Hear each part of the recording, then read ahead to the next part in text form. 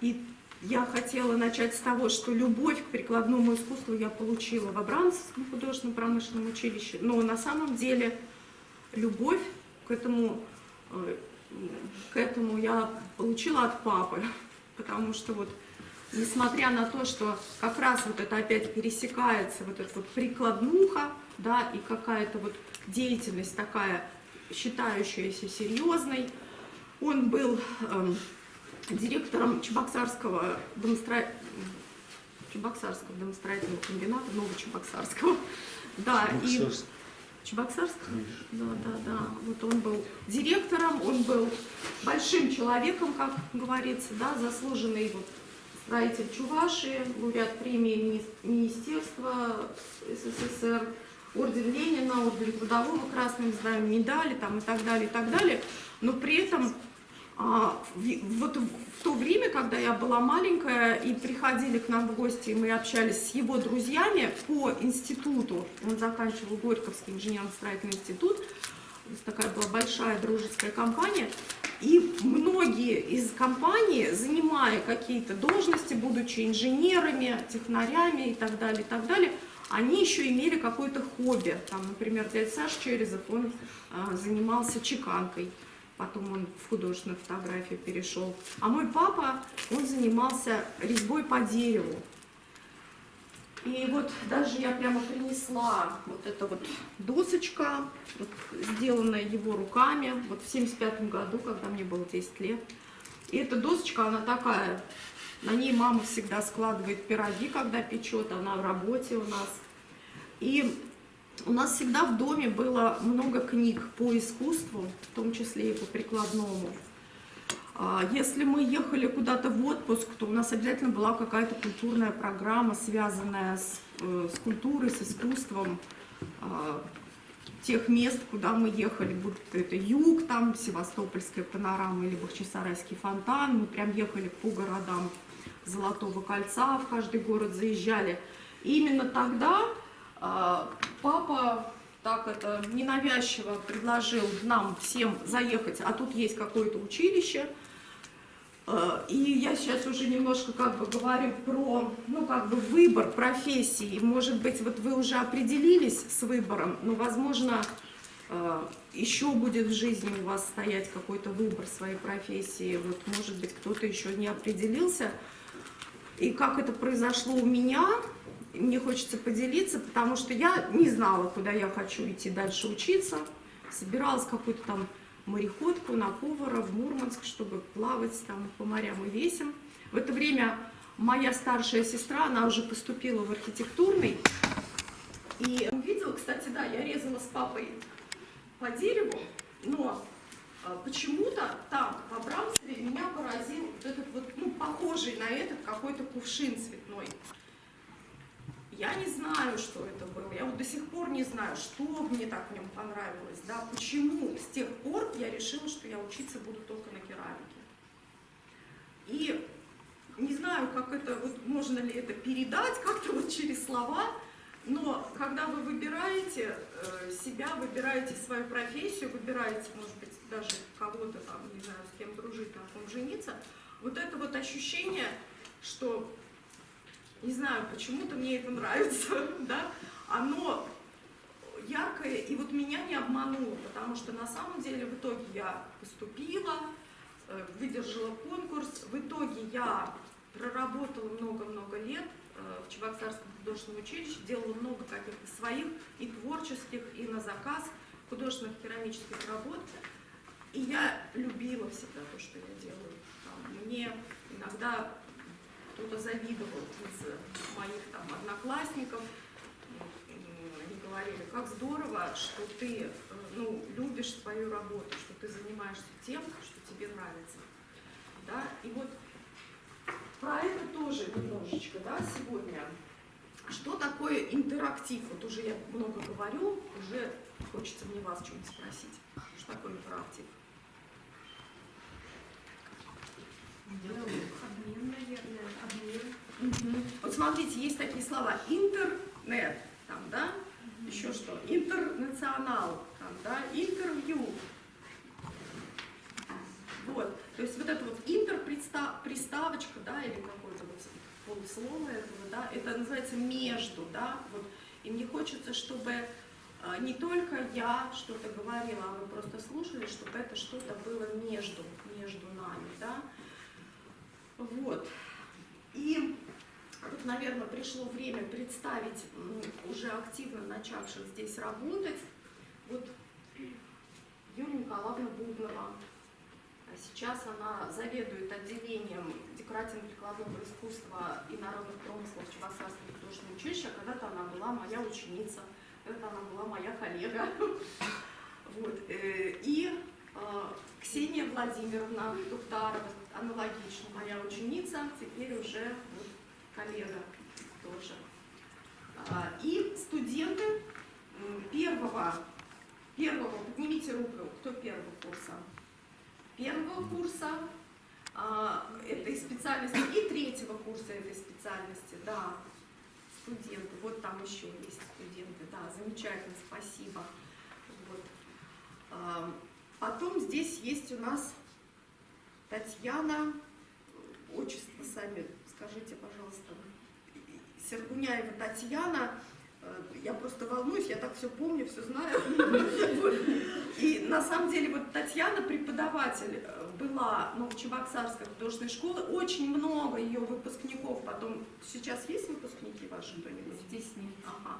Вот, очень много выпускников ее школы потом часто шли на наше отделение, видимо, передавалась это тоже любовь к прикладному.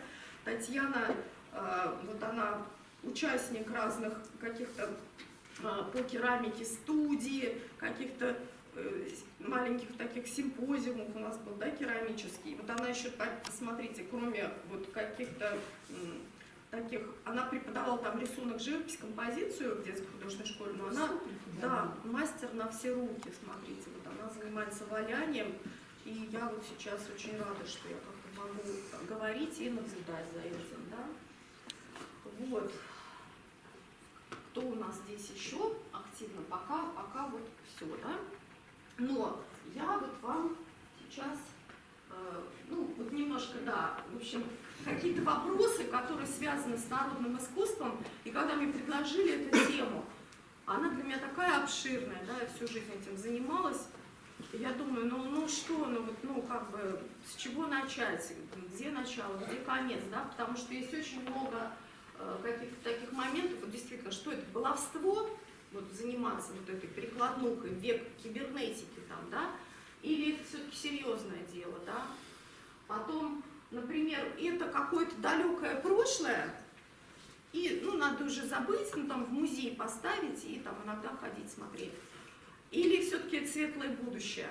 Ну, кстати, вот по поводу светлого будущего, да, прям можно как отдельную какую-то тему, лекцию про то, что есть такое предположение, что когда там будет всеобщая роботизация и люди высвободятся, то как раз очень будут востребованы специальности вот такие вот художественные и прикладные, потому что будем всех людей учить, вспоминать, это делать, да, потому что, ну, творчество, оно на самом деле, как бы, мне кажется, вот какая-то неотъемлемая часть человека, да, вот Бог творец, и мы по образу и подобию творцы.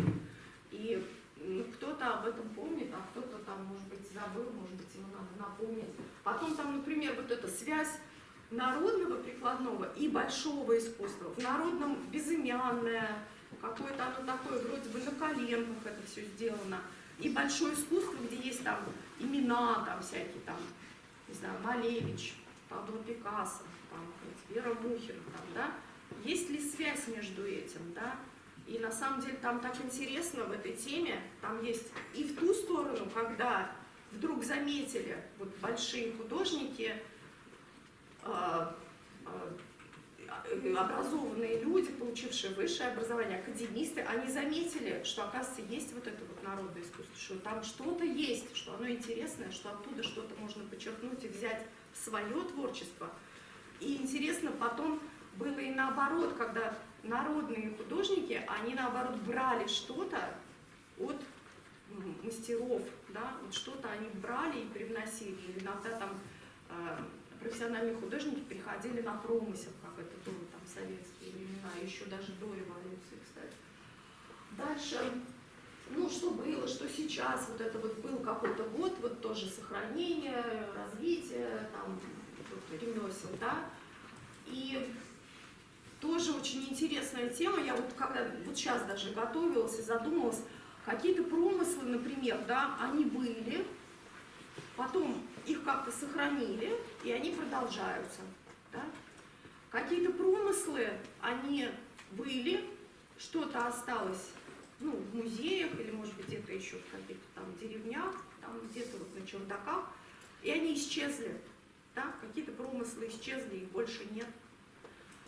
И еще феномен, который я заметила, вот даже вот здесь вот выставочка такая вокруг столба мальчика, да, из художественной школы, на самом деле это сделано по мотивам Дивеевской народной игрушки, которые, оказывается, какие-то промыслы, вот сейчас вроде бы уже нет этого народа в таком понятии, да, как он был до революции, какой-то народ был, а сейчас все слушаем радио, все образованные, все с высшим образованием, есть ли сейчас вообще вот это вот народное искусство? Оказывается, вот в Дивееве родился такой, я не знаю, там, ну, 20 лет, наверное, вот этой дивеевской игрушки, и она уже начинает как-то утверждаться, уже есть какие-то последователи, уже есть какие-то вот, ну, даже вот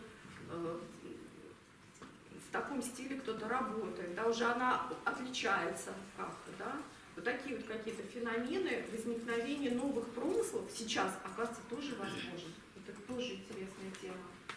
Потом, ну вот эта история народных промыслов, ну вот кто у меня учился, и, наверное, кто вот сейчас уже на 3-м курсе у вас история народных художественных промыслов началась, да, вот, там про каждый промысел настолько интересно, да, вообще просто там, как это начиналось, как это развивалось, кто там был, как они там в Скопине там соревновались, там, кто какой горшок по вычурнее на ворота поставит, или где-то там еще по-другому происходило. И вот это тоже обширнейшая тема, там, допустим, о чувашской вышивке, наверное, лучше меня расскажет, ну вот, Иванов Арков, например, да, Геннадий Николаевич, или там вот Сильверстова Надежда из музея вышивки, да, это, вот я вот хожу, например, к Надежде, периодически приезжают гости, я привожу их к ней на выставку в музей, она каждый раз по-разному рассказывает, и я каждый раз как будто бы новыми глазами на это смотрю, то есть тоже какая-то невероятно обширная тема истории народных промыслов. Ну и вот вопрос сегодняшний, да, просто посмотреть или что-то попробовать, да, есть возможность. Вот. И смотрите еще какая там рукоделие и безопасность. Поднимите, пожалуйста, руку, кто умеет пришивать пуговицы. Выше, выше. Поднимите, пожалуйста, руку, кто не умеет пришивать пуговицу и ни разу в жизни не пришивал пуговицу. Так, смотрите. Вот. Современный человек, я когда, ну вот, сейчас, мне кажется, у нас тоже в некоторых городах так становится, я когда была в Швейцарии, у меня оторвалась пуговица, я не знала, где найти нитку, иголку, там нету, там невозможно купить. Кто умеет зашивать и штопать носки? Так. Кто это делает сейчас? Так. Я вот, честно говоря, я умею прям такой штопкой настоящей, но я перестала, я уже что-то не зашиваю такой жиры, так складываю их, но потом выбрасываю чаще, да? Почему я говорю, что это про безопасность? На самом деле человек, который что-то умеет руками, такое простое, ну вот сейчас у нас, смотрите, какая ситуация, да, ну вообще поговариваешь, кончатся ресурсы, кончится бензин, отключат нам электричество, да, как мы будем жить, если мы ничего не умеем сделать своими руками, разжечь костер, какие-то вот такие простые вещи, да, и сейчас была умная мысль какая-то, улетела. Вот. И на самом деле, да, человек, который вот больше может руками, он в большей безопасности. Да, да, да. когда вот эта ситуация вся произошла, первая мысль, знаете, какая у меня была?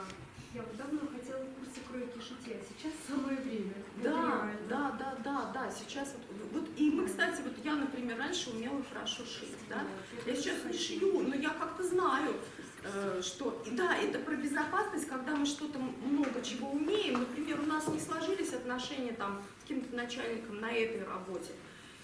И, во-первых, если у меня за спиной, я думаю, я как бы, ну ладно, меня отсюда уволят, я пойду шить, например, да, я себя более уверенно чувствую, и, может быть, и ко мне будут более уважительно относиться еще при этом, да, то есть это как-то вот про безопасность, может быть, я не знаю, кто-то может быть заинтересован в том, чтобы мы ничего не умели, да, что такое разделение труда пошло. Вот в книге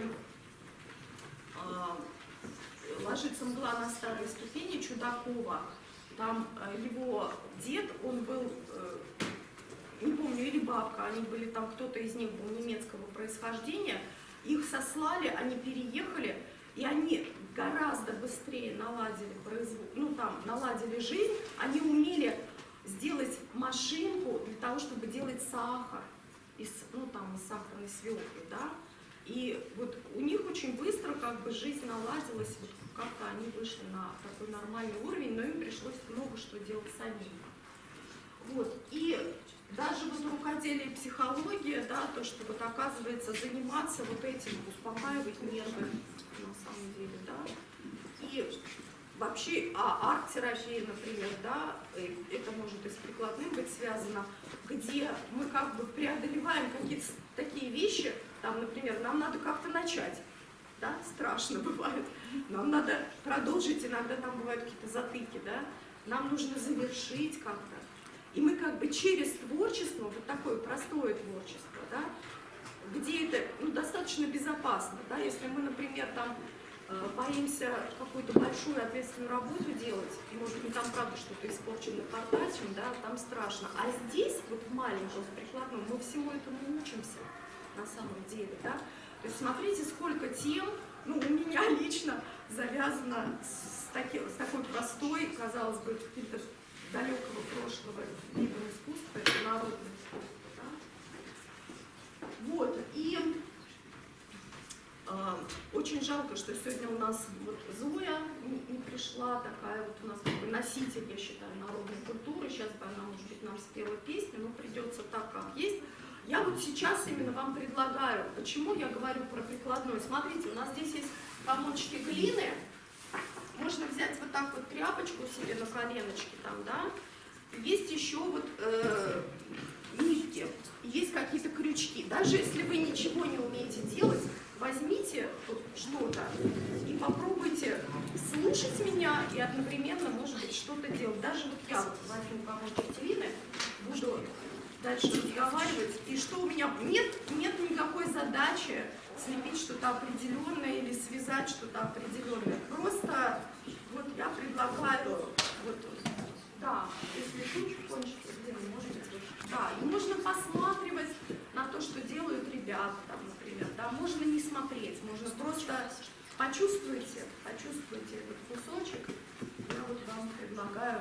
И смотрите, здесь есть салфеточки влажные, да, чтобы, например, протереть руки после глины, чтобы не идти с грязными руками там, в туалет, протереть, а потом уже где-то там помыть начисто.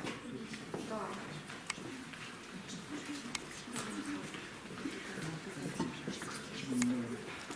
Кто, я не знаю, там ни разу в жизни не лепил?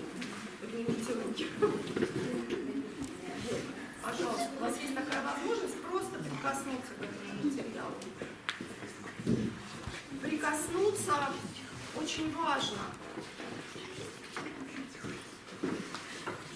И если вот вдруг вы сейчас там не возьмете какой-то материал, я потом предлагаю вам в конце лекции подойти, может быть, подробно что-то из тех предметов, которые здесь есть.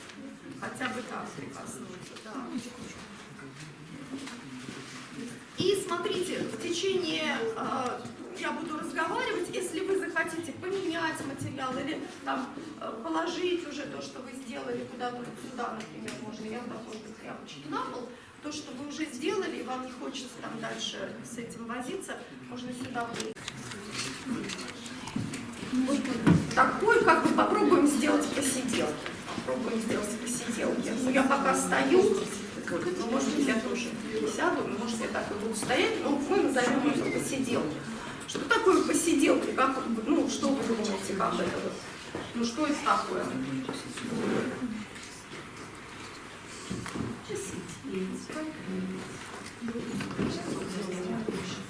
Посидеть, попеть, поразговаривать. Сейчас, кстати, да, иногда посиделками называют именно, когда собираются попеть, потанцевать, может быть, такое более развлекательное, да? А вот раньше все-таки, смотрите, и сейчас кто ходит на посиделки? Сейчас у Пушкина, помните, да? Как там Михаил Юрьевич у Пушкина? Три девицы под окном пряли поздно вечерком. То есть девицы, это молодые девушки были, да? И я тут вот готовясь к нашей встрече, я связалась как раз вот с Надеждой Селиверстовой и попросила ее мне помочь, ну где-то я сама там в интернете поискала, попросила мне помочь, чтобы узнать, как это было у чуваш, как это называлось, да, и вот я нашла там в интернете улах, такое название, или улах ларни, вот если, кстати, улах. Вот, спасибо большое, да, я прям благодарна, если кто-то хорошо знает язык, управляйте, а ларны так иногда, да, говорится? Улах ларны. И я вот тоже буду говорить, Ирина Анатольевна, меня, если что, как-то поправляйте, если у вас есть другие какие-то версии или знания об этом. То есть, вообще, вот раньше, как устроена была жизнь у крестьян, у них были сезонные работы, да? Как только тепло, растаивал снег, начинался сезон земледелия и скотоводства. Да? Все практически от мала до велика в этом участвовали. Нужно было вырастить урожай, запастись на зиму.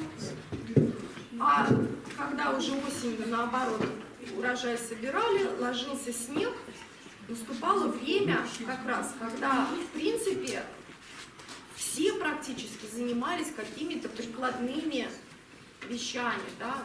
Вот, ну, то, что мы сейчас называем народное искусство, они этим занимались, да? То есть это прикладное творчество такое было. То есть они там плели лапти, помогайте мне, что там еще можно было, ткали, пряли, вязали, вышивали, делали ложки там, да, расписывали что-то там, какие-то прялки.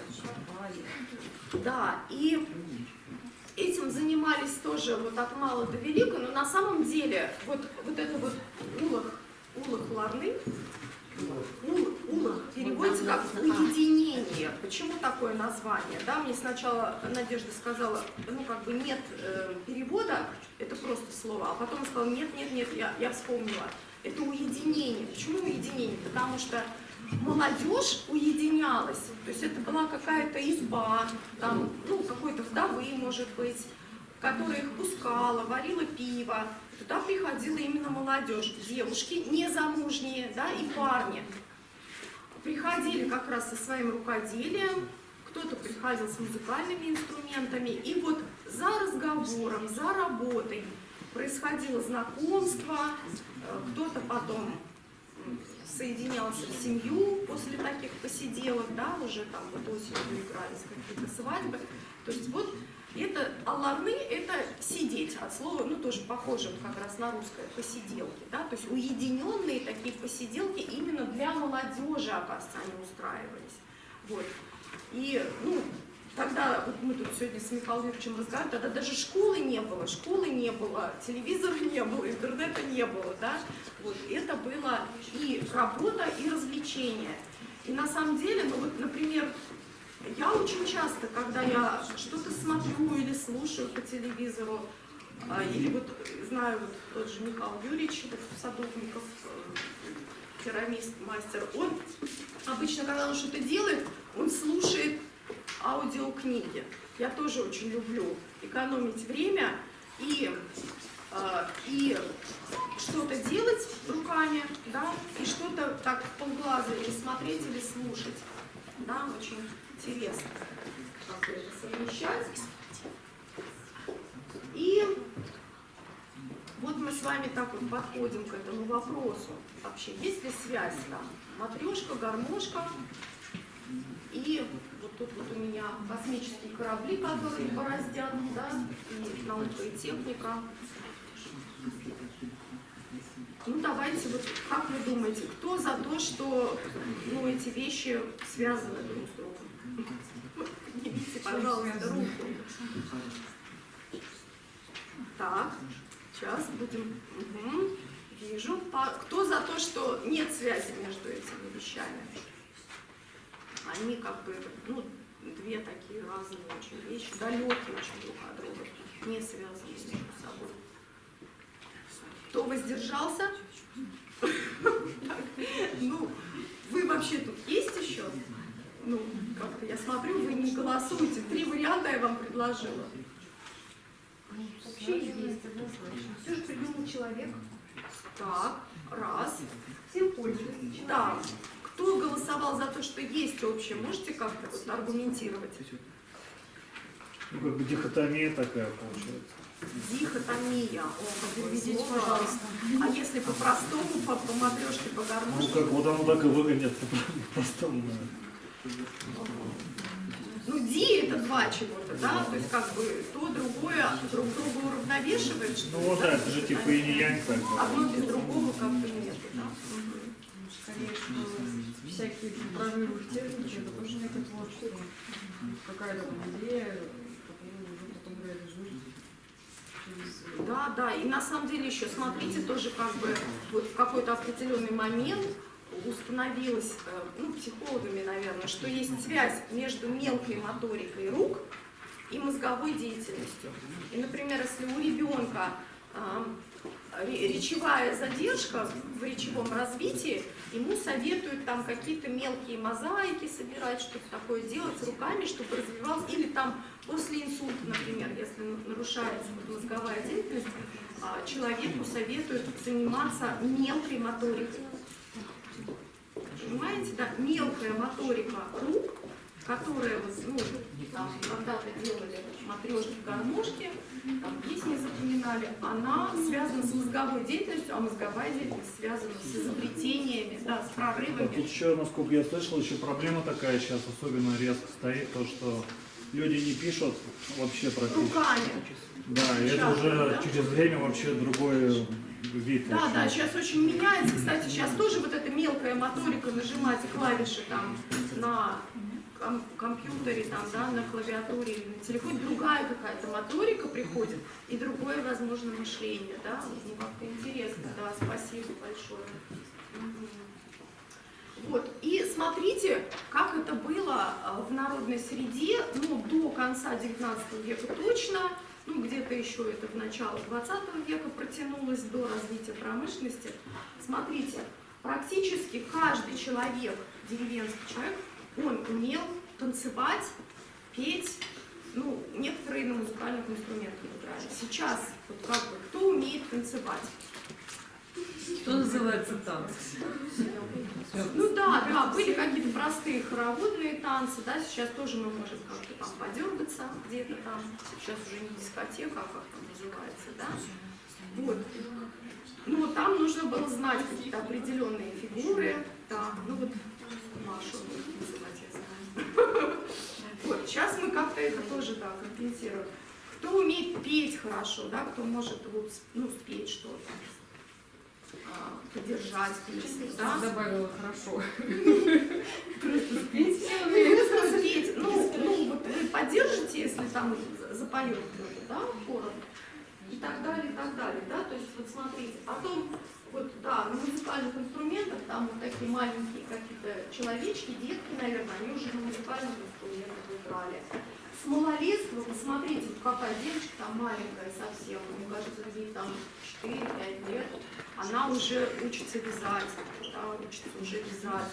И смотрите, тоже, тут прям семья, у них, видимо, не просто ну как бы для себя, да, делали же для себя иногда просто вещи какие-то, это уже как производство, и там тоже, знаете, такой маленький мальчик сидит, он уже что-то помогает, заодно смотрит, как что-то Что какая практическая потребность, потому что они приданное готовили, вышивали. Да, прям это была такая насущная прям потребность, да, насущная практическая потребность была. Вот, и смотрите, вот убранство дома деревенского, да, там вот лубочная картинка висит, вышитая скатерть, вышитая вот, ну, рушник вокруг иконы там и так далее, да, очень так, половики какие-то, да, богато украшены достаточно были вот, деревенские дома. И это тоже про то, что вот, ну, целую зиму сидеть надо что-то, чтобы было яркое в доме, что-то радовало, что-то поддерживало настроение. Да?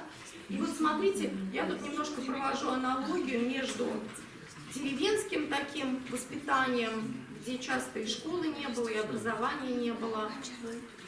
Кстати, вспоминаю свою бабушку, которая вот из Нижегородской области, у нее было 3 класса образования в церковно-приходской школе. Но при этом, когда вот говорят интеллигентный человек, да, я вспоминаю вот эту свою бабушку. Не потому что она была интеллектуально развита, а потому что в ней было какое-то вот достоинство, осанка, чувство, ну, уважения к себе и к другому, включая даже ребенка, очень уважительно она относилась. И как раз она, вот, например, очень красиво пела, бабушка. У нее прям был голос какой-то поставить, сколько песен она знала, да? И в дворянской среде, на самом деле, там уже, ну, были какие-то и науки, но одними из основных предметов как раз были, опять же, танцы.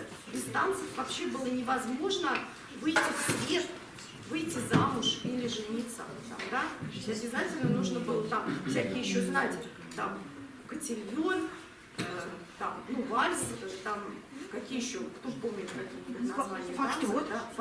Нет, фокстрот это уже позднее появляется. Полька. Это 20, да, полька обязательно, кадриль, там, да, ну, кадриль, она, кстати, тоже из городской среды, там занимали там кавалеры у барышень, кто за кем по очереди, да, и вот во многих школах дворянских и домашнее образование было, ну, как бы обязательно, там были включены какие-то такие предметы, танцы, рисование, музицирование, причем не просто они смотрели чьи-то картины, да, или слушали чью-то музыку, они как раз делали это сами, практически все писали какие-то стихи, или какие-то там эссе, да, были прям альбомы такие, друг другу писали. Все как-то пели, музицировали, все как-то там, ну, занимались тоже рисованием, сами же, причем акварелью часто, графикой. И вот, ну, это вот так вот, смотрите, какой многолюдный бал, это вот Николай там, это во дворце, да. И где-то в провинциальных городах часто, например, за роялем был не профессиональный кто-то музыкант, а хозяйка дома или дочь хозяйки дома. Ну, иногда вот приглашались там еще и профессиональные музыканты, но вообще на очень хорошем уровне большое количество людей владело вот этими творческими прикладными, то есть они делали это, да, то есть не просто были зрителями, они это делали. И тоже, да, вот мы там сравниваем с народной средой, смотрите, тоже вот в школе, не знаю, там, институт благородных девиц, где там девочек воспитывали, да, у них обязательно тоже были какие-то прикладные специальности, где они вышивали, шили, там, шили машинки, у них, я смотрю, такой большой класс, все за работой, все как будто бы знают, что делать, какая-то даже общая, похоже, там, большая работа идет. И вот я сначала думала, что это фотография какого-то ремесленного училища для такого мещанского городского сословия, но когда Я вот, во-первых, прочитала того же Чудакова и его дед, он пишет о своем деде. Мой дед, как всякий дворянин, хорошо владел токарным искусством. Вот, ребята, да, деревянщики, слышите, да, что вот когда-то каждый дворянин хорошо владел токарным искусством. И вот это вот кадр из фильма «Война и мир» по Льву Николаевичу Толстому, да, вот знаменитое произведение. Это, узнаете, кто тут изображен? Там князь Болконский был, это его отец. Отец князя Андрея Болконского, тоже князь Болконский. И смотрите, он тоже там за токарным станком. Он там, вообще у него там был строгий режим дня, он занимался хозяйством, очень там все это смотрел, он интересовался политикой, и уже был тоже в военном поставке, и он занимался токарным делом, то есть изготовлял какую-то мебель, может быть, там, что там делать, да? Вот. То есть это как бы очень благородное дело считалось. Вот. И в интерьере висели живые картины. Вот я тоже хочу опять же спросить, у кого дома там есть картины, не репродукции, а именно вот не постеры, не не копии, а живые картины. У кого дома есть? Ага. Не нами рисованные. Ну и вами тоже хорошо. Да. У кого дома нет таких картин? Есть кто-то? Да, вот есть у кого-то, у кого нет этих работ. И на самом деле, тут я хочу сказать про разницу между копиями, любым способом сделанными, и живыми работами. Вот. И причем разницу между тем, что сходить в музей и посмотреть работу, да, там какое-то получить впечатление, и смотреть на картину, там, каждый день, да, иногда, может быть, там, мимоходом, иногда более внимательно. Вот у меня есть какой-то опыт, что вот я так и назвала живые картины, да, они правда, они как будто бы меняются что-то в них, да, вот несмотря на то, что вроде бы там никто ночью не приходит, не подрисовываешь, но иногда прям чувствуется, или ты какую-то деталь вдруг начинаешь там замечать в этой работе, то, что раньше не видел, да, или там что-то еще. Соприкосновение с живым, вот, для меня вот оно прям, я это чувствую. У меня такой был опыт, когда я была на выставке Рериха, и там были постеры, и я видела, насколько прекрасны эти работы, но у меня было ощущение, что вот они гиганты, они все это сделали, это супер, это здорово, там горы какие-то изображены, какие-то сюжеты, а я маленькая. Да? То есть это гиганты, а я маленькая. Но когда я увидела подлинники работы Рериха, да, у меня было абсолютно другое впечатление. То есть какие-то настолько, для меня это были мягкие вибрации, что, как если на слова перевести, вот это послание для меня прозвучало: я большой, и ты большая. Как будто бы они меня, позвали за собой, да, и я почувствовала, что я тоже могу войти в этот мир. Вот разница между копией, какая бы хороший постер, это копия, когда в натуральную величину, это все там вроде бы очень качественно, там цветовое отслеживается все, но живая работа есть живая работа. Да? Вот. И раньше это вот какая-то дворянская усадьба такая провинциальная, вот скорее всего, там, может быть, какой-то крепостной художник, там, или где они эти работы взяли, там, да? Вот. Посмотрите, сколько работ, сколько картин, там, мальчик с гитарой, да? Вот. И вот, да, какие-то вот такие феноменальные вещи, когда узнаешь про то, что вот Лермонтова вообще никто не считает акварелистом, вообще там, художником даже, да? Там, поэт Лермонтов, мы все знаем, А на самом деле, посмотрите, вот акварель Лермонтова, там я когда, ну, как-то был сборник такой, акварели писателей и поэтов, ну, для меня это как бы очень, не знаю, мне кажется, не всякий художник, академист, акварель сложнейший всякий. Ну, там известные рисунки Пушкина на полях. Вот еще я тут накопала, что, оказывается, Лев Николаевич шил сапоги. Ну, там 2 раза, правда, всего в жизни, он там для своих друзей. Они тоже потом их там пару раз одели, кто-то носил, кто-то нет. Вот, но смотрите, какие добротные. Там не просто какие-то там лапти, да, прям вот Лев Николаевич Толстой, у него там станок, приспособление, вот зачем-то ему это было надо, да, вот это он делал. Ну и вот наконец-то мы добрались до этого самого Менделеева с его таблицей, и тоже меня как-то удивил факт, что, оказывается, он делал чемоданы. И там разные версии. По одной, что к нему очередь стояла за чемоданами из там, Москвы и Петербурга.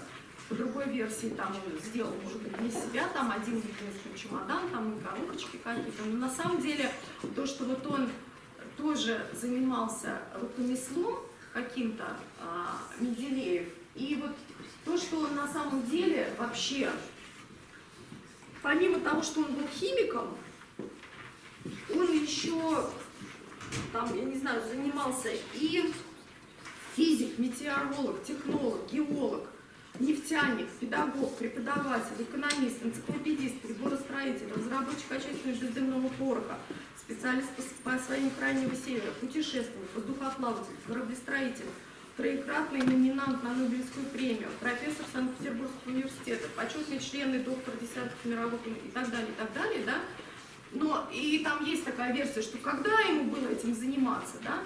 Ну, когда я потом посмотрела на своего папу, который тоже, я его мало в жизни, ну, в детстве видела, там, утром его уже нет, вечером его еще нет, но как-то он находил время, успевал, и вот сейчас, когда, ну, его не стало, может быть, наиболее остро замечаешь, сколько он всего сделал, потому что дом у мамы в деревне, там, все двери сделаны, там, мебель, какие-то вот, ну, мелкие вот такие досочки и так далее. То есть он столько всего еще сделал руками, поэтому я склонна верить тому, что Менделеев находил время и делал чемоданы. Есть такой анекдот, кстати, тоже не культурное, культурное материальное, культурное материальное наследие, да?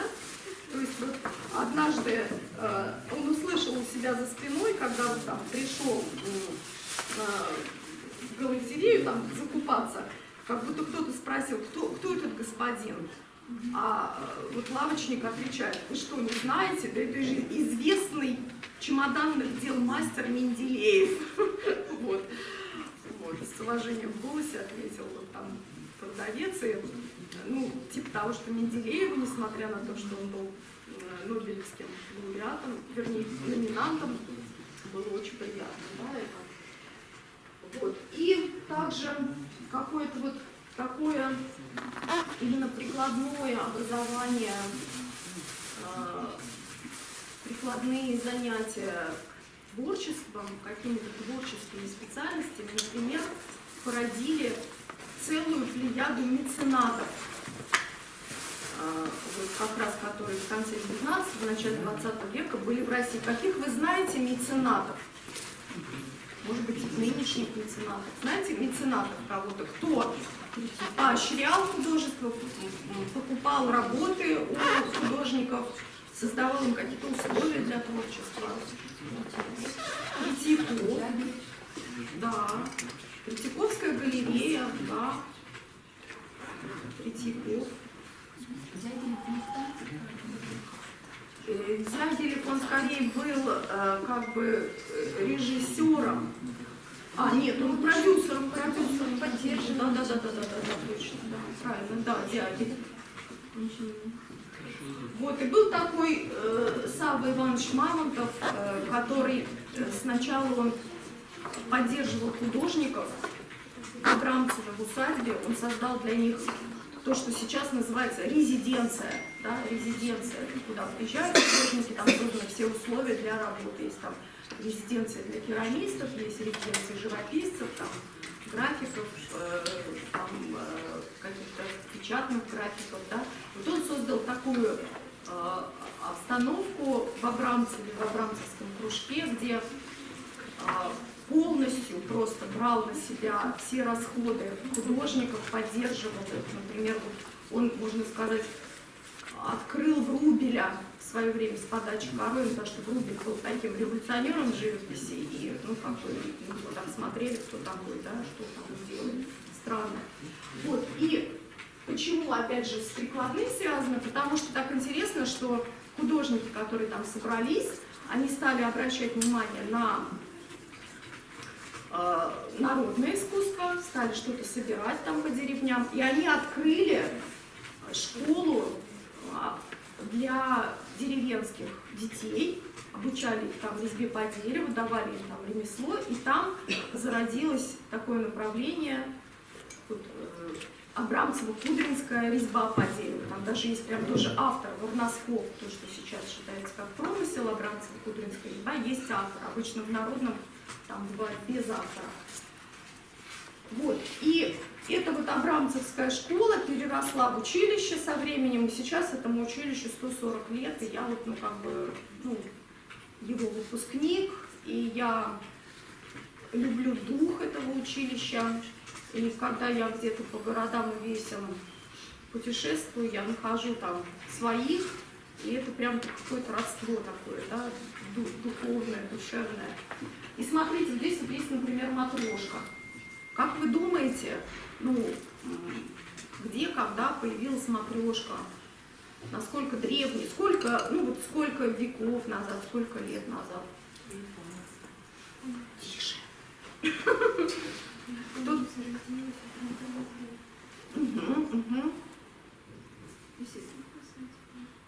Да, вот ребята, я смотрю, знают. Это какой курс?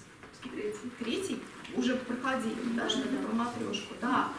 Вот, оказывается, вот это наша русская матрешка, которую мы прям считаем русская прирусская, да, оказывается, ее привез, я сейчас боюсь немножко соврать, Поленов, по-моему, да? Помогайте мне, ребята, да? Кто? Да, привез из Японии вот такое вот яйцо, которое там было одно в одно вставленное. Вот, Татьяна, помогайте мне, да, это была такая японская. Она даже не столько игрушка, сколько какая-то, мне кажется, культовая, да, такая штучка. Кугуруми называлась эта штука. Вот. И они привезли это, и именно художники разработали и сделали первую матрешку. Это вот, ну, мы больше знаем семеновскую матрешку. Вот это, кстати, вот у меня Пухов-майданская матрешка такая народная, да.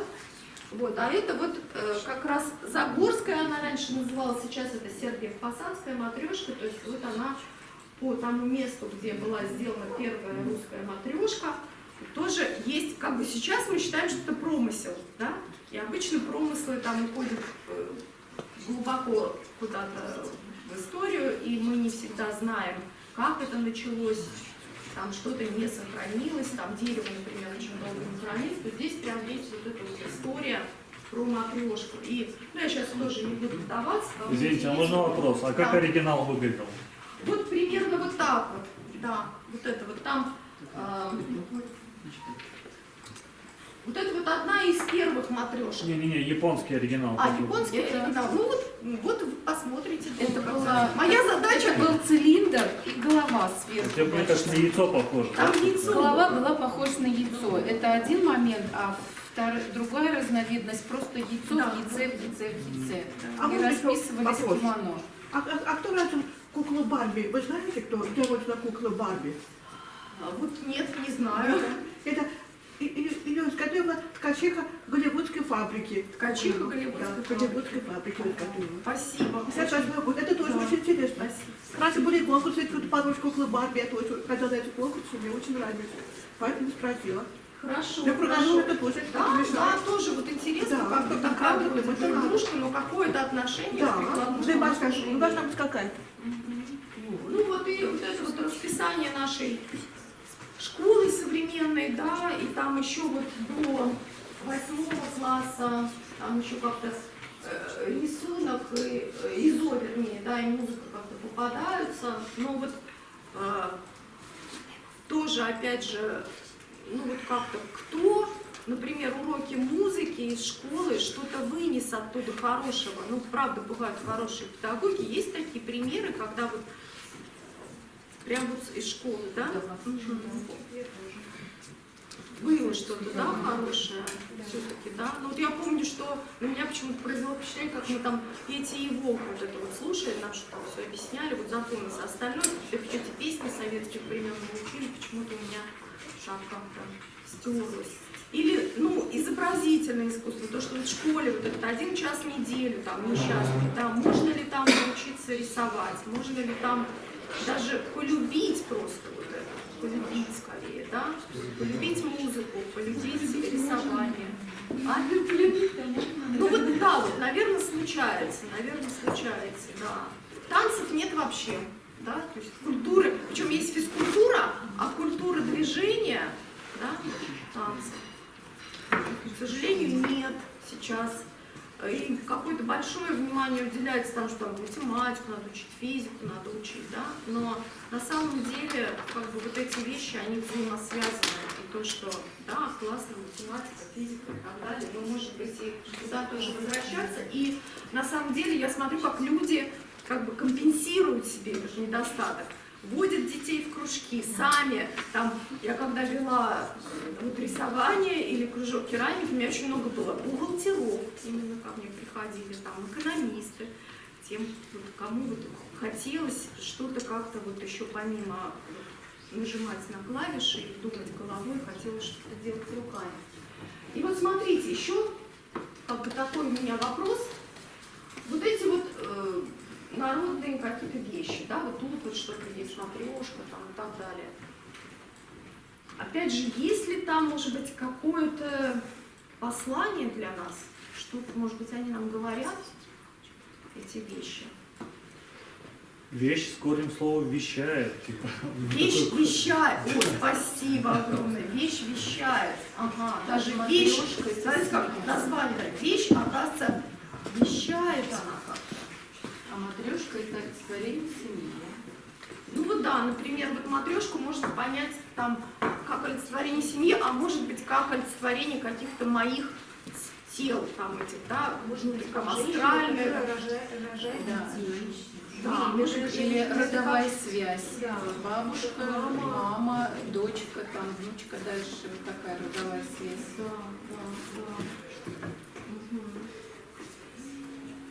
Вот. И, например, вот тут я какую-то аналогию провожу между, допустим, иероглифами какими-то, да, которые там стараются разгадать, или иероглифы там майя, ну, японские, китайские, мы просто не понимаем, они там понимают, о чем там, да, они вот какие-то вот египетские иероглифы, да, и, например, вот это вот вот здесь вот эта пряничная доска.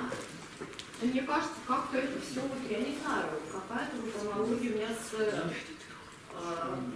индейцами американскими, да, вот с их какими-то вот этими вот изображениями, у меня как-то вот это все коррелируется. Вот. Но на самом деле, как бы, я, может быть, не про то, что вот так прям надо как-то прочитать, да, что там написано. Хотя, вот я когда как раз в Абрамцеве училась, у нас там было задание, народный орнамент, нужно было там собирать в альбомчик, копировать. И я в журнале «Декоративно-прикладное искусство» я нашла такую статью, к сожалению, что-то не альбомчик сейчас не нашла, не статью эту, про то, что узоры на прялках северодвинских, это север русский, там, кстати, очень были развиты ремесла, вот узоры на прялках, их последовательность и их как бы начертания похожи на какие-то фигуры из хороводов, которые там водили, ну, весной там водились какие-то хороводы по сбору урожая. Вот, и как будто бы даже вот как, ну, схема такая, да, вот хороводов, их последовательность, она как-то на прялке. Но я, как бы, может быть, не очень склонна прям вот так вот все расшифровывать, хотя есть такие вот аналогии, да. Вот, или там, например, вот гуцульская печь, это вот гуцулы, это на границе Украины и Молдавии, такая народность, мне очень нравится их. Они на пустях играют там. И Куцула танцы какая-то. очень такие Да, западные, я и была очень одежды колоритные, выразительные, и дома у них очень богатые. Они еще на дымбе играют очень красиво. Да. Они продавают такие, да, И у них там вот такие вот печи, причем они как-то вот тоже очень интересно располагали там изразцы. Например, вот с этой стороны, тут у нас ну, не очень хорошо будет видно, там верхний ярус, я так предполагаю, что здесь был вход, и поэтому напротив входа располагались вот какие-то там изображения церквей, в углах горел как символ власти, там крест, тоже, да, ну то ли церковный, то ли георгиевский, там как бы это верхний ярус, какая-то иерархия такая, да, там ниже ряд военных, там, и так далее, и так далее. И вот, например, вот этот вот изразец там целующихся влюбленных, он часто размещался, наоборот, с той стороны, да, где, ну, их никто не увидит, как будто бы там оживлялись, картинки оживлялись, или там курильщика, там у них, кстати, все с трубками, все курят, у гуцулов, ну, вот на изображениях даже козел вот там курящий, да, вот, его там поближе к вытяжке, да, куда-то там, где вот уходил дым, то есть как будто бы вот эти изображения воспринимались как живые, вот, с одной стороны, вот, но с другой стороны, когда вот идет такая расшифровка в лоб, например, как вот камень у нас на заливе, да, и, ну, с одной стороны, вроде бы хорошо, взяли символ из чувашской вышивки, там, ну, уделили этому внимание, но на самом деле, вот, если это рассматривать как какую-то такую вот гипотезу, что этот знак с вышивки значит то-то, то это еще можно. Но когда я часто вижу там, ну, может быть, даже на защите диплома иногда, там, например, у студента, у него в работе используется вот символ из чувашской вышивки, он начинает говорить, это значит то-то, это значит то-то, это значит то-то. То, ну, здесь большая опасность, иногда какая-то немножко профанация, что ли, вот, ну, в этом плане может проскальзывать, и, ну, на самом деле, вот, все гораздо глубже, как вот я вспоминаю про такая мастерица Ульяна Бабкина, которая лепила игрушки каргопольские, и ее спросили, почему ты так делаешь? Ну, там, почему такая форма, почему так расписываешь?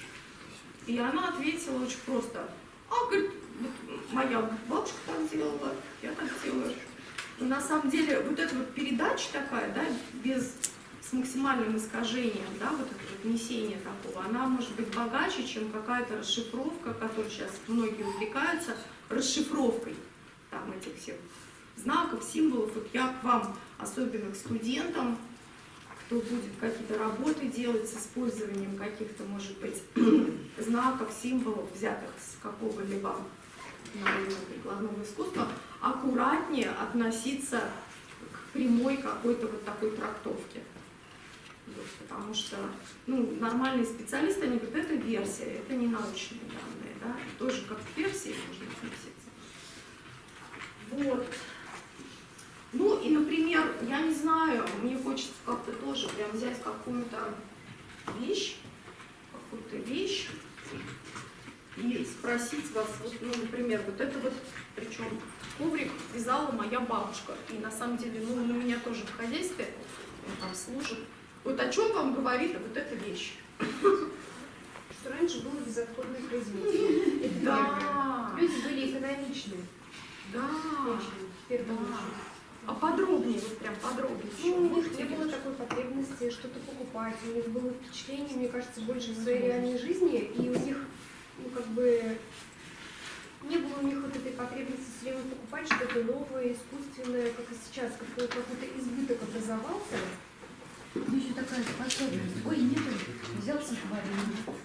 Кстати, раньше же вот колхозникам до определенного времени даже деньги вообще не платили, они просто не могли иногда что-то купить, поэтому много что делали. И вот эта вот бережливость, смотрите, вот здесь вот, например, во-первых, как носили одежду, ведь, ну, годами, да, заплатки ставили, перелицовывали. там, да, потом, допустим, платье износилось, из него фартук еще делали, а когда уже совсем изнашивается, и вот, например, если была жива моя бабушка, я бы ее спросила, и она бы мне, наверное, рассказала, вот, это ведь моя блузка, там, и мне я ее тогда там купила, да, вот туда-то одевала, там, носила, да, и это вот, может быть, там, я не знаю, там, ну, какое-то платье, или рубашка дяди Истафия, там, да, вот там, например, да, то есть здесь вот этот коврик, вот почему там вот он мне дорог, и я даже, ну, хотя вот я им пользуюсь и стелю его, да, но на самом деле здесь что-то родное, здесь какой-то вот дух там, да, хотя там Память поколений. Память поколений, да, память поколений. Есть такой художник Тишков, и он даже вообще вот, ну, это опять про связь большого искусства, современного, такого авангардного искусства с народным. Он там вообще, тоже у него там бабушка сидит, рассказывает как раз про это, где чье платье, где чья рубашка, где чьи пеленки там или ползунки. И он сделал такого человека, прям полностью вот так вот обвязал, тоже попросил бабушку связать такой вязанец. И там, ну, есть какие-то там видеозаписи, как он там бегает по огороду, этот обвязанный человек, там висит на выставке, этот, ну, как бы такой комбинезон, да, как скафандр даже, да, какой-то скафандр. Да, и вот, например, какой-то вот простой такой вот там горшок гончарный. Я даже вот не знаю, честно говоря, откуда он у меня взялся, как, чего-то он цветочный, там, с дырочкой, да. Но я тоже вижу, что этот гончар, там, он, например, что мне говорит вот этот вот горшок, да? Что вам говорит? Лучше потрогать, чтобы понять. Ну, он любил консервативные формы и исполнения. Наверное, он был человек такой сдержанный эмоционально. Воспитанный, может быть, Скромный. в строгой семье, да, скромный, практичный. Но все равно у него пробивалось какое-то желание украшать. Да, то есть такая простая форма, но она красивая форма. В конце, Да, да, как-то все-таки он украсил, да. Вот какие-то еще полосочки, вот нашел место для этих полосочек, там, ни выше, ни ниже. Вот. Я еще так трогаю, да, я вот трогаю какой толщины, так что легкий ли он, да. Вот он достаточно легкий, говорит о профессионализме, да, что хороший был гончар, профессионал. Там вот есть такие прям, вот, снаружи заглажено, а там прям от пальцев. Я вот сейчас в его пальцев, получается, прикасаюсь, да, вот я трогаю, тоже можете потом потрогать.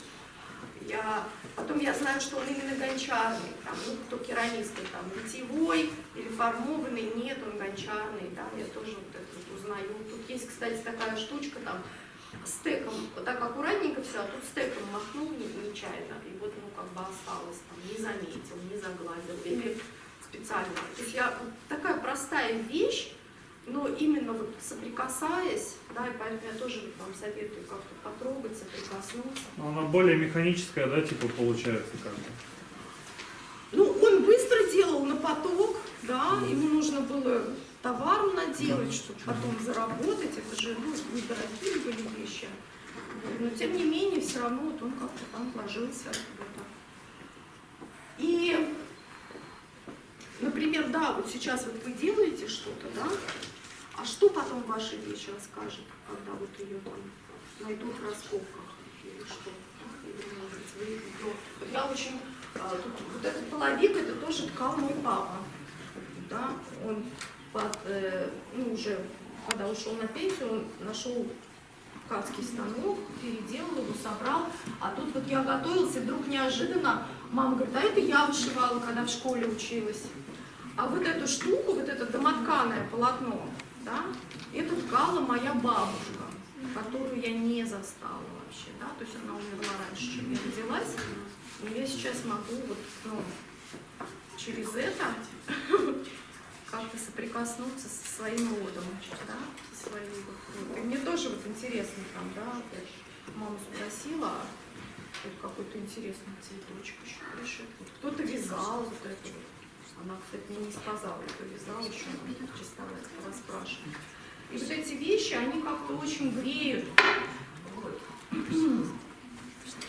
И смотрите, да, еще, допустим, в костюме в народном, вот как раньше? Раньше вот так вот свободно не общались, как мы общаемся, да, незнакомые люди, но были говорящие костюмы.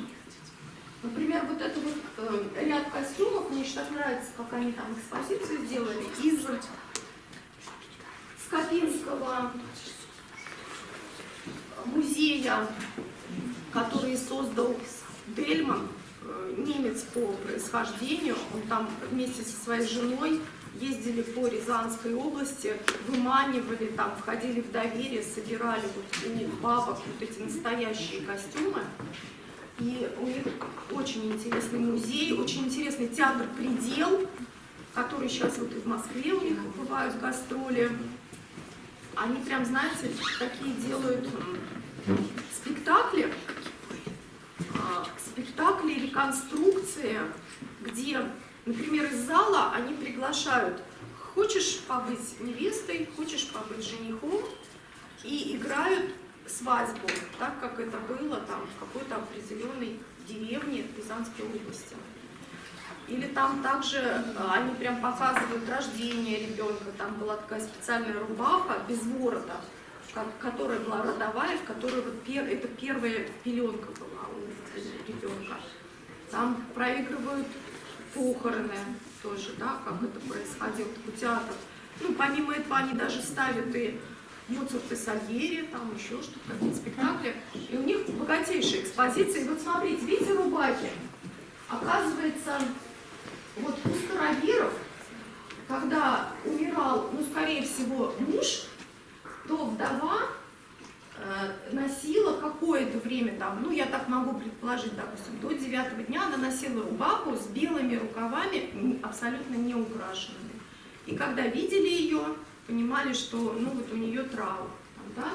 Потом проходило какое-то время, у нее появлялись какие-то вот, ну, уже узоры на рукавах, да, это уже там, ну, может быть, там 40 дней прошло, я сейчас предполагаю, да, это как бы не точно.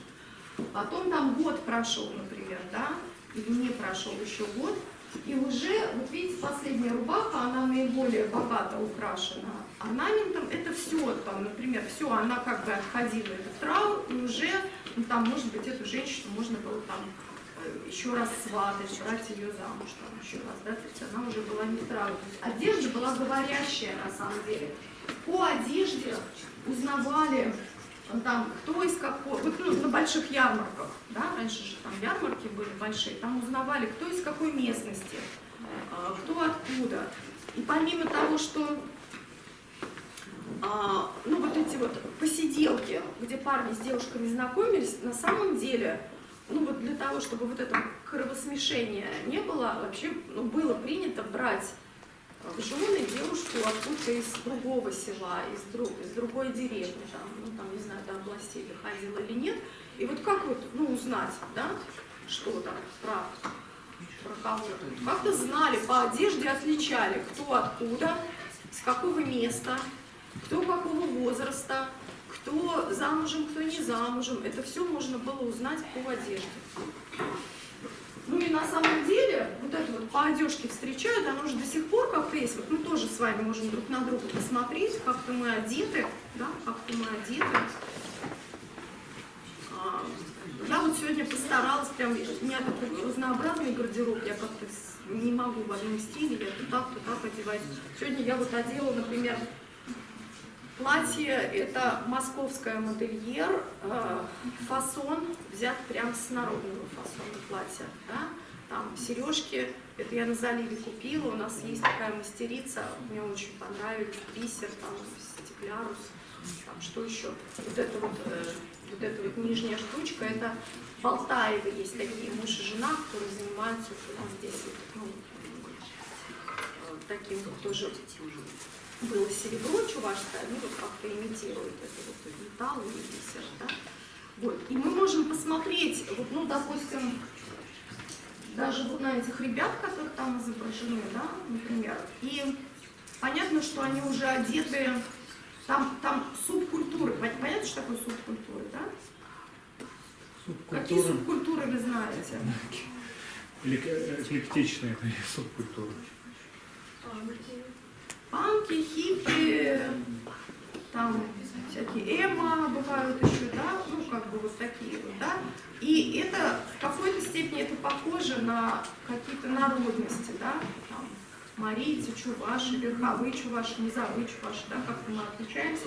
И тут, смотрите, это же, конечно, то, во что одеты здесь ребята, оно прошло через дизайнера. Никто из этих ребят явно не принадлежат какой-то субкультуре, но тем не менее, вот как-то понятно, может быть, по тому, как кто одет, какие-то склонности мы можем прочитать, там, да.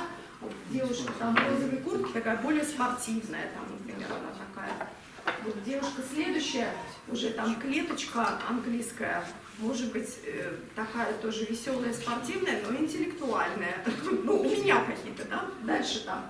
Что можете сказать про следующего парня?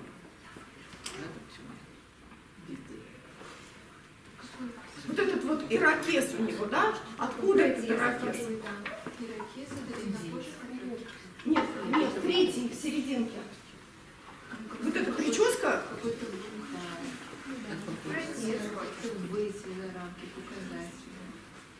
Ну, вот эти вот ирокезы Это агрессия, это такая ярко выраженная агрессия, как да. поставили. Ну, кстати, да, иногда агрессия кажется, а на самом деле может быть защита, да? Там, ну, еж, да, типа. Такая вот, версия.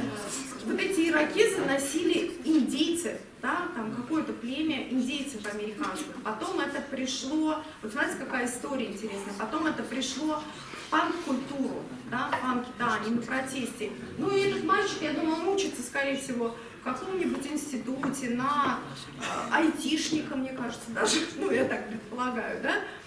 И, в общем-то, не такой уж он протестный, но вот, ну, что-то, наверное, в нем есть, да, то есть какой-то вызов он, по крайней мере, своей прической нам дает.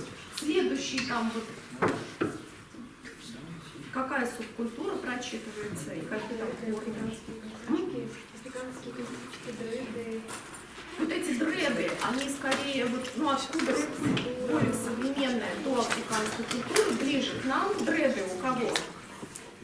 У хиппи, да, часто. И сейчас, кстати, очень модная прическа, эти дреды там, да. А откуда вот хиппи пришла эта культура? Кто знает, откуда вот эти дреды? Ну, хиппи-дреды вроде не носили, это растафарианство. Как? Растафарианство, это ямайки. Хотя ямайские... Ну это растафаны, это уже тоже как бы... Регги, вот это вот все. Просто это вообще, кстати, завезли в Англию. Ну, как она же колония была, да? И вот оно все совместно развивалось, причем в панке, как бы, и... Да, да.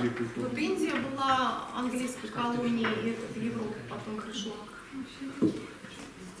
Смотрите, вот эти дреды, на самом деле, они идут от индусских аскетов, которые отказывались делать вообще все. Вот мы сейчас с вами что-то делаем, да, а они вот отказывались делать все. Расчесываться, стричь ногти. У них еще такие ногти бывают так вот загнутые, вот так гадают, потому что они это не делают. И вот этот вот колтун в волосах, да, вот это вот, оно идет оттуда, от аскетизма такого предельного, да, там, я не знаю, как они оставались живыми, может, их там как-то кормили, чтобы они сами не ели, или что, может быть, так вот человеческий организм так может выживать, если не есть, не пить, ничего не делать, или что-то они все-таки минимум какой-то делали. Ну, смотрите, да, и, ну, как бы, и вот этот вот мальчик, он носит эти дреды, это модно, популярно, да, но интересно про эту историю, откуда это, да? И, ну, да, вот. И тут вот, например, это все такие современные девушки, одна в народном костюме, может быть, это вообще одна и та же девушка могла бы быть, да? Она там пошла в офис, поработала в дресс-коде таком строгом, потом так, пошла прогулялась с друзьями, а потом пошла там, она в хор еще ходит, да, может быть. И такой тоже интересный вот вопрос, например, вот смотрите, интерьер, ну это современный интерьер, а-ля там вот охотничий какой-то такой народный, а-ля рококо, что-то такое богато украшенное. И вот такой вот современный интерьер. Как вы думаете, вот, ну, вот почему такая тенденция сейчас такого? Производство, технология, наверное, материалы, экономика. Ну, модернизм, как бы, ну, барокко. Ну, у чиновников до сих пор, в принципе, у них золотые унитазы, барокко. Да, они еще там. Это простота уборки, наверное. У чиновников убираются слуги. А мне кажется, Ну да, это точно. Пыль-то вытирать с этих поколение. Да, вот я очень согласна. Слышит в этом интерьере себя, И тоже, да, вот можно там проголосовать. Кто хотел бы жить вот в каком-то таком интерьере, вот в таком богато-богато украшенном. Ну, я крайности какие-то беру. Поднимите руки, кто хотел бы жить в богато украшенном интерьере, в таком или в таком. Просто я тоже добавлю, еще тут такой важный момент вроде как есть, что если минималистический интерьер предполагает то, что ты можешь дальше с ним как бы, ну, больше пространства для творчества тебе он как бы задает изначально, а вот тут уже как бы не разойдешься, тут уже все проделано, сделано и украшено. Извините. Кто-нибудь хотел бы жить вот в таком интерьере? Что, прям вообще не тоже. Ну, хотелось. Верхний зал, тут есть один верхний, такой какой-то охотничий более такой, да? А в таком вот, в таком роскошном, с люстрами хрустальными. Нет? Если у вас там еще, если вам не придется самому это все убирать, да, есть уборщица. Гости приходить можно сюда, но не каждый день. Иногда, да, приходите. Приходите, празднуешься, опять второй раз вечером, опять второй раз. Здесь как бы вот прям с удовольствием. Я вот согласна с Ириной, с тем, что, смотрите, вот это упрощение формы, допустим, вот смотрите, вот хламской стакан, там когда-то, да, почему-то нужен был, и, допустим, стакан какой-то, вот, ну, в кафе сейчас можно встретить какую-то предельно простую форму, вот. Потому что усложнилось информационное поле. Опять же, я говорю, раньше узнавали по одежде, потому что иногда даже поговорить с девушкой, с незнакомой было неприлично, да. Сейчас не обязательно, ну, как бы что-то в одежде показывать, можно пообщаться, да, хотя, ну, по одежде тоже встречают. И то же самое, там, допустим, вот какое-то украшение, вообще вот сам орнамент, у него тоже очень интересное и происхождение, и как появился вообще самый первый орнамент, как что? Вот, ребят, 3-й курс, вопрос к вам, как появился первый орнамент? Ну, Так в Греции, наверное, меандр какой-нибудь. Отпечаток, наверное, есть. Ну, были вот эти отпечатки корзин, там, по гончарке, там, как бы, есть положение. Вообще, ну, есть такая версия, что орнамент появился как оберег. Там крестики какие-то ставили, там все, нечистой сил туда не пройдет. Да, на доме я крестик поставлю, на посуде поставлю какие-то точечки, крестики, я ее как бы защищаю, да, какая-то вот такая, ну, семантическая... Магическая сила искусства, как бы, ну, в принципе. Да, да, то есть было какие-то вот заложены такие, ну, изначально в орнамент функция оберегающая, там какие-то вот такие символические, да, потом постепенно как бы утрачивается немножечко вот это вот явное понимание этого, но на самом деле оно как-то остается часто с пониманием или без понимания в культуре, да. И сейчас мы чувствуем, вот даже смотрите, как раньше человек одевался, и волосы, например, не показывали женщины, да, а уж там, ну вот есть где-то до сих пор в восточных, там, в мусульманских странах, там, даже купаться, например, женщины, они идут и в платочке, и в полной одежде, да, а мы с вами можем вот выйти там на пляж, в купальнике, там, в бикини, да. И это тоже про то, что чем больше человек боялся, может быть, окружающего мира, тем больше он себя защищал одеждой, лично, да, вот лично себя. Сейчас, может быть, мы защищаем себя там зданиями как-то, да, там, границами какими-то там. У нас сейчас большая территория, там, ну, вряд ли к нам будет сейчас какой-нибудь волк прибежит из леса, который может там вечером напасть, да? То есть вот мы себя как-то по-другому защищаем, поэтому мы можем немножко как-то больше показывать себя и упрощать какие-то вещи. Кстати, вот опять же о связи большого искусства и прикладного какого-то. Кстати, дизайн, на самом деле, дизайн это то же самое искусство прикладное, только оно с именами, да, вот, не совсем. Кто знает,